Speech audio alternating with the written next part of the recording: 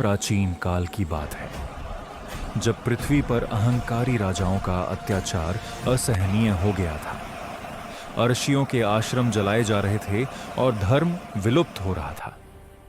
इस भारी संकट को देख सभी देवता अत्यंत भयभीत और व्याकुल हो गए। सभी देवगण ब्रह्मदेव के पास पहुंचे। हे पितामह, सृष्टि पर बड़ा अधर्म बढ़ चुका है। राजा अपने अंधकार में आर्षियों का अपमान और उन पर अत्याचार कर रहे हैं। सब आर्षि पीड़ित हैं। कृपया हम सब का उद्धार कीजिए। अब आप सभी भगवान विष्णु के पास जाइए, वही धर्म की रक्षा हेतु उचित उपाय बताएंगे।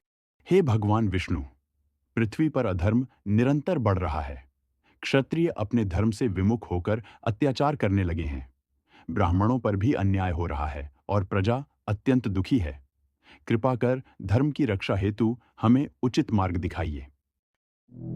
ॐ नमो भगवते वासुदेवाय।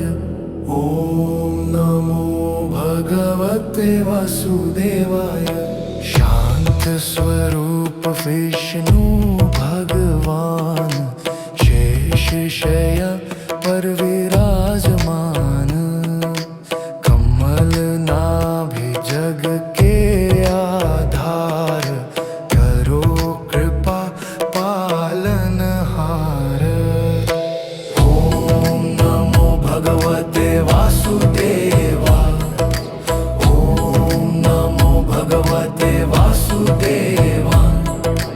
ॐ नमो भगवते वासुदेवा। जब जब पृथ्वी पर अधर्म बढ़ता है और धर्म की हानि होती है, तब तब मैं अवतार लेता हूँ। इस समय धर्म की रक्षा हेतु मैं अपने छठे अवतार में प्रकट होऊंगा। मैं ब्राह्मण कुल में जन्म लेकर परशुराम के रूप में अधर्म का नाश करूंगा और धर्म, सत्य तथा न्याय की पुनः स्थापना करूंगा। भगवान विष्णु ने धर्म की रक्षा के लिए अपने वचन के अनुसार छठा अवतार लिया। यह अवतार महर्षि जमदग्नि के आश्रम में हुआ, जहां माता रेणुका के गर्भ से एक दिव्य बालक ने जन्म लिया। यह बालक आगे चलकर भगवान परशुराम कहलाए। उनका अवतार अधर्म के नाश और धर्म की पुनः स्थापना के लिए हुआ। समय के साथ भगवान परशुराम बाल्यावस्था से युवावस्था की ओर बढ़े। धर्म की साधना हेतु वे आश्रम से निकलकर कठोर तपस्या के मार्ग पर अग्रसर हुए। भगवान शिव की आराधना में लीन होकर उन्होंने घोर तप आरंभ किया। ऋतुएं बदलीं, ग्रीष्म की दाह, शीत की कठोरता और तुषार की श्वेत छाया, किंतु उनकी तपस्या अखंड और अचल बनी रही। वत्स परशुराम, तुम्हारी घोर तपस्या से मैं अति प्रसन्न हूँ। तुम्हारा संकल्प अडिग है और धर्म के प्रति तुम्हारी निष्ठा अद्वितीय है। धर्म की रक्षा और अधर्म के नाश हेतु मैं तुम्हें यह दिव्य परशु प्रदान करता हूँ। इसके बल से तुम अन्याय का संहार कर धर्म की पुनः स्थापना करोगे। हे त्रिनेत्रधारी महादेव, आपकी अपार कृपा से मैं कृतार्थ हुआ। इस दिव्य परशु को प्राप्त कर मेरा जीवन धन्य हो गया है। मैं इसे धर्म संरक्षण एवं अधर्म विनाश के पावन उद्देश्य से ही धारण करूंगा। आपकी आज्ञा और आशीर्वाद ही सदा मेरे कर्मपथ के पथ प्रदर्शक रहेंगे। वत्स परशुराम, तुम्हारी तपस्या, संकल्प और धर्मप्रियता से मैं अति प्रसन्न हूँ। अतः मैं तुम्हें चिरंजीवी होने का वरदान देता हूँ। जब तक पृथ्वी पर धर्म प्रतिष्ठित रहेगा, तब तक तुम उसका अभिन्न रक्षक बनकर रहोगे। मेरी कृपा और आशीर्वाद सदा तुम्हारे पथ प्रदर्शक रहेंगे। हे त्रिनेत्रधारी महादेव, आपके अपरंपार आशीर्वाद से मेरा हृदय आनंदित है। आपके वरदान से मैं शाश्वत धर्म की रक्षा हेतु सदा सजग रहूंगा। मैं इसे केवल धर्म की स्थापना और अधर्म के विनाश हेतु प्रयोग करूंगा। आपकी कृपा और आज्ञा मेरे जीवन के पथ को सदैव प्रकाशित करती रहेगी। एक दिन माता रेणुका जल भरने के लिए अकेली नदी के तट पर गईं। कुछ क्षणों के लिए उनकी दृष्टि नदी की ओर पड़ी, जहां सहस्त्रबाहु अर्जुन अप्सराओं के साथ क्रीड़ा कर रहे थे। तभी अचानक उनके हाथ में रखा घड़ा चटक कर फूट गया। यह अप्रत्याशित घटना देखकर माता रेणुका क्षण भर स्तब्ध रह गईं। तत्क्षण अर्षि जमदग्नि के मन में एक दिव्य आभास उत्पन्न हुआ। वे जान गए कि आज माता रेणुका के हाथों से घड़ा फूट चुका है। इस साधारण सा दृश्य उनके दृष्टि में धर्म और अधर्म के परिवर्तन का सूचक प्रतीत हुआ। अर्षि ने अपने हृदय में इसकी गंभीरता अनुभूत की और समस्त घटनाओं के महत्व को भली भांति समझ लिया। हे पुत्रों, आज तुम्हारी माता ने अनर्थ किया है और यह कृत्य अत्यंत गंभीर है। यदि तुम्हें धर्म की मर्यादा का भान है तो अपने कर्तव्य के अनुसार आचरण करो, परंतु यदि तुम आज्ञा न मानोगे तो इसके परिणाम अवश्य भुगतने होंगे। तुम्हारे विरोध के कारण मैं तुम्हें शाप देता हूं। तुम शाश्वत पाषाणवत स्थिर हो जाओ, ताकि धर्म की मर्यादा सर्वत्र दृष्टिगोचर हो। हे पिता, आपकी आज्ञा मेरे लिए परम धर्म और कर्तव्य है। मैं इसे पूर्ण श्रद्धा और निष्ठा से स्वीकार करता हूँ। तथा भगवान परशुराम ने अपने पिता की आज्ञा का पालन करते हुए माता रेणुका पर वह दिव्य धर्म कर्म संपन्न किया। धर्म की उच्च मर्यादा की रक्षा हेतु उन्होंने अपने हृदय की श्रद्धा और कर्तव्य परायणता से यह कठिन परंतु आवश्यक कर्म संपन्न किया। पिता की आज्ञा का पालन कर भगवान परशुराम जब ऋषि जमदग्नि के समीप लौटे, तब ऋषि ने उनके मुख पर अडिग कर्तव्य निष्ठा और धर्म पालन का तेज देखा। वत्स परशुराम, तुमने मेरी आज्ञा का पूर्ण पालन किया है। तुम्हारी धर्मनिष्ठा से मैं अत्यंत प्रसन्न हूं। अतः वर मांगो, जो तुम्हारे हृदय में अभिलषित हो वह मैं तुम्हें प्रदान करूंगा। हे पिताश्री, यदि आप मुझसे प्रसन्न हैं तो मेरी यही प्रार्थना है कि माता रेणुका पुनः जीवन प्राप्त करें और मेरे भ्राता भी आपके शाप से मुक्त होकर पूर्ववत हो जाए। वत्स परशुराम, तुमने मेरी आज्ञा का पूर्ण पालन किया है। तुम्हारी निष्ठा और कर्तव्य भाव से मैं संतुष्ट हूं। तुम्हारी प्रार्थना के अनुसार माता रेणुका पुनः जीवन प्राप्त करेंगी और तुम्हारे भ्राता भी मेरे शाप से मुक्त होकर पूर्ववत हो जाएंगे। मातावध के कर्म फल स्वरूप भगवान परशुराम पर ब्रह्म हत्या का दोष आ पड़ा। उस दोष के प्रभाव से उनके करकमलों में धारण किया गया दिव्य परशु उनसे विलग न हो सका। आत्मशुद्धि की कामना से वे पावन नदी की ओर प्रस्थान कर गए। ज्यों ही उन्होंने पवित्र जल का स्पर्श किया, त्यों ही परशु उनके हाथ से स्वतः मुक्त हो गया और भगवान परशुराम उस पाप दोष से निवृत्त हो गए। जिस पावन नदी के जल स्पर्श से भगवान परशुराम ब्रह्महत्या के दोष से मुक्त हुए, वह लोहित नदी थी। कालांतर में वही पवित्र स्थल भगवान परशुराम की तप, शुद्धि और कृपा का साक्षी बना। आज वह स्थान परशुराम कुंड के नाम से विख्यात है, जहां स्नान मात्र से भी पाप नाश और पुण्य की प्राप्ति मानी जाती है। आश्रम का वातावरण उस समय परम शांत और सुखमय था। माता रेणुका और महर्षि जमदग्नि परस्पर धर्म, तप और गृहस्थ आश्रम के विषय में मधुर संवाद कर रहे थे। आश्रम में दिव्यता का भाव व्याप्त था और सर्वत्र पवित्रता का संचार हो रहा था। उसी समय कामधेनु गौ आश्रम प्रांगण में शांत भाव से स्थित थी, मानो स्वयं धर्म, ऐश्वर्य और समृद्धि की मूर्ति वहां विराजमान हो। उसी समय दूर क्षितिज पर अश्वारूढ़ सहस्त्रबाहु अर्जुन का आगमन हुआ। घोड़े की तीव्र गति के साथ वह वन पथ से होता हुआ आश्रम की ओर बढ़ रहा था। तभी उसकी दृष्टि एक अद्भुत दृश्य पर पड़ी। आश्रम प्रांगण से दिव्य तेज और पवित्र आभा प्रस्फुटित हो रही थी। वह आलोक इतना उज्ज्वल था कि दूर से ही उसकी दिव्यता दृष्टिगोचर होने लगी। उस दिव्य प्रकाश के मध्य कामधेनु गौ शांत भाव से स्थित थी, मानो समस्त ऐश्वर्य और समृद्धि का साक्षात स्वरूप वहीं प्रकट हो उठा हो। आश्रम में उस समय पूर्ण शांति व्याप्त थी। माता रेणुका और महर्षि जमदग्नि शांत भाव से आसन पर विराजमान थे। वायु के मंद प्रवाह से भूमि पर हल्की सी धूल उठने लगी। तभी दूर कहीं अश्व के पदचाप की क्षीण सी ध्वनि सुनाई पड़ी, जो धीरे धीरे आश्रम की निस्तब्धता को भंग करती हुई समीप आती जा रही थी। अश्व से उतरकर सहस्त्रबाहु अर्जुन आश्रम प्रांगण में प्रविष्ट हुआ। उसने महर्षि जमदग्नि को शांत भाव से आसन पर विराजमान देखा। आश्रम की दिव्यता और तपोमय वातावरण को देखकर उसका तेज भी क्षण भर को विनम्र हो उठा। हे महर्षि, मैं सहस्त्रबाहु अर्जुन हूं। आपके दर्शन से मैं कृतार्थ हुआ। इस वनपट से गुजरते हुए आपके आश्रम की दिव्य आभा ने मुझे यहां खींच लिया। राजन, अतिथि देवो भव, यह आश्रम तप और शांति का स्थान है। आपका यहाँ आगमन मंगलकारी हो। आसन ग्रहण कीजिए। हे महर्षि जमदग्नि, आपके आश्रम में स्थित यह दिव्य कामधेनु अद्भुत सामर्थ्य से युक्त है। राजधर्म के पालन और प्रजा के हितार्थ मैं इसे अपने साथ ले जाना चाहता हूं। आपकी अनुमति से यदि यह गौ मुझे प्राप्त हो जाए तो राज्य का कल्याण होगा। कृपा कर मेरी यह अभिलाषा स्वीकार करें।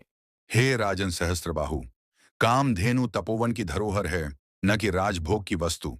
यह गौ तप, संयम और धर्म के पालन से संबद्ध है और आश्रम के जीवन का आधार है।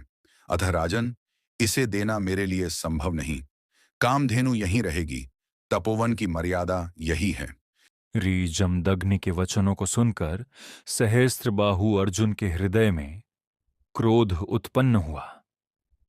राजसी अहंकार से उसका मन विक्षुब्ध हो उठा और उसका स्वर कठोर हो गया। यदि तपोवन की मर्यादा मेरी प्रार्थना को स्वीकार नहीं करता, तो मेरा राजादेश उसे अवश्य स्वीकार कराएगा। हे सैनिकों, इस कामधेनु को तुरंत पकड़ो और बलपूर्वक इसे यहां से ले जाओ। हे राजन सहस्त्रबाहु, ऐसा न करो। यह कार्य धर्म और तप की मर्यादा का उल्लंघन है और अनर्थकारी होगा। कामधेनु केवल तपस्वियों की रक्षा और आश्रम की संपन्नता हेतु विराजमान है। इसे बलपूर्वक ले जाना पाप का मार्ग है और उचित नहीं। सोच समझकर आचरण करो, यह तुम्हारे धर्म और हृदय के अनुकूल होगा।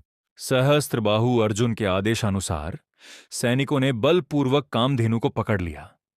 गौ का हृदय भय और दुख से व्याकुल हो उठा और उसकी करुण पुकार जंगल में गूंजने लगी। सैनिक उसे खींचते हुए आश्रम से बाहर ले गए, पर कामधेनु की दृष्टि तपस्वियों और आश्रम की ओर बार बार लौट रही थी। आश्रम का वातावरण शोक और व्यथा से भर गया, मानो दिव्यता और पवित्रता स्वयं इसकी रक्षा हेतु विलीन हो रही हो। सैनिकों ने बलपूर्वक कामधेनु को खींचना आरंभ किया। तभी माता रेणुका अपनी करुण हृदय भावना से आगे बढ़ीं और कामधेनु को पकड़कर रोने लगीं। उनके हाथ और दृष्टि से स्पष्ट था कि वे अपनी प्रिय गौवेरी को आश्रम से दूर जाने से रोकने का हर संभव प्रयास कर रही थीं। कामधेनु भी उनकी पकड़ में रहकर करुण पुकार कर रही थी और आश्रम का वातावरण शोक, चिंता और पवित्र करुणा से परिपूर्ण हो उठा। हे शूरवीरों, ऐसा मत करो। यह कार्य न केवल धर्म का उल्लंघन है, अपितु तपस्वियों और आश्रम की पवित्रता का भी हनन करेगा। कृपा कर इस पुण्य और पवित्र गौ को आश्रम से दूर न ले जाओ। हे माता, यह हमारा कार्य नहीं, अपितु हमारे राजा का आदेश है। हम केवल उसकी आज्ञा का पालन कर रहे हैं और कोई विकल्प हमारे हाथ में नहीं है। तभी महर्षि जमदग्नि आश्रम के सामने खड़े हुए और शांत किंतु दृढ़ स्वर में माता रेणुका से बोले। उनकी दृष्टि में तप, अनुशासन और धर्म का तेज स्पष्ट झलक रहा था। हे शूरवीरों, ऐसा मत करो। यह कार्य धर्म और तप की मर्यादा का उल्लंघन है। कृपा कर इस पुण्य और पवित्र गौ को आश्रम से दूर न ले जाओ। हे रेणुका, ऐसा मत करो। सर्वत्र धर्म की मर्यादा की रक्षा प्रथम कर्तव्य है। तुम्हारा हृदय करुणा से व्याकुल है, किंतु इस समय इसे शांत रखना आवश्यक है। राजसत्ता और उसके आदेश के मार्ग पर अब कर्तव्य का पालन होना चाहिए। सहस्त्रबाहु अर्जुन ने अपनी दृढ़ इच्छा और क्रोध से कामधेनु को अपने पास रखते हुए महल की ओर अग्रसर किया। इस बीच कामधेनु भय और करुणा से विलाप कर रही थी। उसकी करुण पुकार जंगल और मार्ग में गूंज रही थी। अर्जुन का हृदय केवल अपने आदेश और शक्ति की पूर्ति में लगा था और गौ का रोना और विलाप उसे रोक नहीं सका। इस प्रकार करुणा और भय से व्याकुल जीव को अनिवार्य रूप से अपने उद्देश्य की ओर ले जाया जा रहा था। हे पुत्र, ध्यानपूर्वक सुनो। कामधेनु को सहस्त्रबाहु अर्जुन ने जबरदस्ती पकड़ लिया है और उसे अपने साथ ले जा रहे हैं। हमारी सभी प्रार्थनाएं और प्रयास असफल रहे। गौ का हृदय भय और करुणा से व्याकुल है और आश्रम में उसका विलाप गूंज रहा है। अब केवल तुम्हारा बल और साहस ही उसे इस संकट से बचा सकता है। इस समाचार को सुनकर भगवान परशुराम का हृदय क्रोध और तीव्र तीक्ष्णता से लाल हो गया। उनका चक्षु तेज और गरिमामय हो उठा, मानो स्वयं धरणी और आकाश भी उनकी क्रोधवाणियों की प्रतीक्षा कर रहे हों। सत्य और धर्म की रक्षा हेतु उनका मन सशक्त और अनिवार्य निर्णय की ओर अग्रसर हो गया। क्रोध और धर्म संकल्प से परिपूर्ण भगवान परशुराम महल के समीप पहुंचे। उनका रूप तेजस्वी और अप्रतिम हो उठा, मानो काल स्वयं उनके सामने झुक रहा हो। जैसे ही उन्होंने सैनिकों को देखा, उनका क्रोध प्रबल होकर उग्र आकाश के समान फैल गया। परशुराम ने अपनी दिव्य शक्ति से एक एक कर उन सैनिकों का संहार आरंभ किया। उनका परशु अचिंत्य तेज से चल रहा था और प्रत्येक प्रहार सत्य और धर्म की विजय का प्रतीक बन गया। महल में भय और अराजकता व्याप्त हो गई और सभी सैनिक उनके सामर्थ्य के सामने असहाय हो गए। क्रोध और धर्म संकल्प से पूर्ण भगवान परशुराम महल में प्रवेश किए। वे अंगरक्षक और मंत्री के समीप पहुंचे। उनकी दृष्टि गंभीर, तेजस्वी और गरिमामयी थी। परशुराम का स्वर स्थिर किंतु प्रबल था, मानो प्रत्येक शब्द में धर्म की विजय और अनर्थ का दमन झलक रहा हो। वे मंत्री और उसके अंगरक्षकों के सामने खड़े होकर अपने उद्दिष्ट और क्रोध का संदेश दे रहे थे और महल का वातावरण गहन गंभीरता और भय से भर गया। तब महल के प्रांगण में सहस्त्रबाहु अर्जुन और भगवान परशुराम के बीच भीषण युद्ध प्रारंभ हुआ। अर्जुन का बल और शौर्य अत्यंत प्रबल था, किंतु परशुराम का क्रोध और दिव्य सामर्थ्य उससे अधिक था। परशुराम ने अपने परशु को प्रहार के लिए उठाया और प्रत्येक प्रहार धरणी पर गूंजता हुआ प्रतीत हुआ। सैनिक और राजा के अंगरक्षक भी उनके सामर्थ्य के सामने भयभीत हो गए। अत्यंत तीव्र संघर्ष के पश्चात भगवान परशुराम ने अपने परशु के एक अचिंत्य और प्रबल प्रहार से सहस्त्रबाहु अर्जुन का वध कर दिया। उसका शरीर युद्धभूमि पर गिरा और महल तथा प्रांगण भय, विस्मय और धर्म की विजय से परिपूर्ण हो गया। भीषण युद्ध में विजयी होने के बाद भगवान परशुराम ने कामधेनु को अपने पास रखते हुए महल से प्रस्थान किया। उनका रूप तेजस्वी और गरिमामय था और प्रत्येक कदम में धर्म और शक्ति की विजय झलक रही थी। सभी सैनिक और अंगरक्षक उनके सामर्थ्य के सामने भयभीत रह गए। परशुराम ने कामधेनु को सुरक्षा और करुणा के साथ पकड़ रखा था और वे गांव से होते हुए अपने प्रिय आश्रम की ओर अग्रसर हुए। मार्ग में उनका तेजस्वी दृष्टि और दिव्य सामर्थ्य सभी बाधाओं को विफल कर रहा था, मानो स्वयं प्रकृति और समय उनके धर्म संकल्प की गवाही दे रहे हों। सुरक्षा और धर्म की विजय के पश्चात भगवान परशुराम अपने सामर्थ्य और तेजस्विता के साथ आश्रम पहुंचे। तभी महर्षि जमदग्नि ने उनके समीप खड़े हुए और गंभीर तथा स्थिर स्वर में परंतु प्रेम और अनुशासन से भरे भाव के साथ बोले, हे पुत्र, तुमने वीरता और शक्ति का अद्भुत प्रदर्शन किया, किंतु यह कार्य उचित नहीं था। राजा का वध करना धर्म और मर्यादा की सीमा का उल्लंघन है। अभिमान और क्रोध में किए गए कार्य से न केवल राजा का जीवन अपितु तुम्हारे हृदय और धर्म पर भी प्रभाव पड़ सकता है। सत्य और न्याय की राह में कार्य करो, किंतु पवित्र मर्यादा और धर्म का उल्लंघन न करो। यथार्थ में धर्म की रक्षा तभी पूर्ण होगी जब शक्ति के प्रयोग में विवेक और मर्यादा। तभी कुछ राजकुमार क्रोध और प्रतिशोध से ग्रसित होकर महल से प्रकट हुए। वे महर्षि जमदग्नि के समीप पहुंचे और बिना विलंब किए उनका शीश प्रहार से अलग कर दिया। इस द्रुत और असमय घटित अत्याचार को देखकर रेणुका अत्यंत करुणा और पीड़ा से व्याकुल हो उठी। उनकी करुण चीत्कार आश्रम और चारों ओर गूंज उठी, जैसे पवित्र वायुमंडल भी उनके हृदय के दुहक और पीड़ा का साक्षी बन गया हो। उनका हृदय केवल अपने पवित्र पति और आश्रम की सुरक्षा की चिंता में व्यग्र था और उनकी दृष्टि दुहक, करुणा और भय से पूर्ण हो उठी। रेणुका करुणा और पीड़ा से व्याकुल भगवान परशुराम के समीप आई। उनकी दृष्टि दुहक और भय से पूर्ण थी और हृदय करुणा से कंपित हो रहा था। वे अपने पुत्र से माता के प्रेम और करुणा में परिपूर्ण स्वर में बोलीं, हे पुत्र, शीघ्र सुनो। राजकुमारों ने प्रतिशोध और क्रोध से प्रेरित होकर तुम्हारे पिता का शीश काट डाला। उनकी पवित्रता और तप का अपमान हुआ है। हे पुत्र, केवल तुम्हारा साहस और शक्ति ही उन्हें इस अनर्थ से बचा सकती है। भगवान परशुराम क्रोध और धर्म संकल्प से पूर्ण मन ही मन संकल्प ले चुके थे। उनके हृदय में दृढ़ निश्चय था कि इस सृष्टि में अन्याय और अधर्म की जड़ को नाश करना अनिवार्य है। वे प्रतिज्ञा कर बैठे कि एक भी आदरणीय क्षत्रिय जिसने धर्म और सत्य का उल्लंघन किया हो, उनकी दृष्टि में इस पृथ्वी पर स्थायी नहीं रहेंगे। इस संकल्प की तीव्रता से उनका रूप और तेजस्विता और अधिक आलोकित हो उठा और उनके सम्मुख चारों ओर का वातावरण भी उनके महात्म्य और सामर्थ्य की गहनता का अनुभव कर रहा था। भगवान परशुराम ने उन राजकुमारों और क्षत्रियों का संहार आरंभ किया, परंतु उन्होंने ध्यान रखा कि छोटे छोटे बालक जिनमें निर्दोषता और पावनता थी, उन्हें कोई कष्ट न पहुंचे। जैसे जैसे वे बालक बड़े होकर धर्म और अधर्म के मार्ग पर खड़े हुए, वे राजा और क्षत्रिय रूप में पुनः प्रकट हुए। तब परशुराम ने उन्हें दंडित किया। इस प्रकार उन्होंने धर्म और न्याय की रक्षा हेतु केवल अधर्मी और अन्यायपूर्ण क्षत्रियों का वध किया और निर्दोष बालकों को सुरक्षित रखा। इतनी ही तीव्र संकल्प शक्ति से भगवान परशुराम ने कुल 21 बार क्षत्रियों का संहार कर धर्म की स्थापना की। संपूर्ण क्षत्रियों का वध कर धर्म की स्थापना करने के उपरांत भगवान परशुराम ने अपने क्रोध और धर्म संकल्प का पालन पूर्ण किया।